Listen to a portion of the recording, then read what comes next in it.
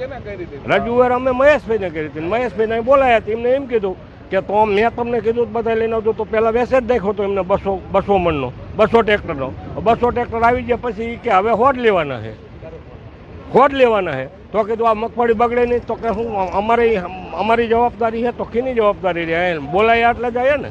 અને પછી પાછું બહુ કીધું એટલે કે તો શું જખમરાવા લાવ્યા લો. હવે જખમરાવા લાવવાની હોય પાછું મેં એમને પોતાને કીધું તો કે તમે લઈ લો યાર્ડમાંથી તમે મગફળી લઈ લો. અમે વેચવા આવ્યા છીએ, લેવા નથી આવ્યા.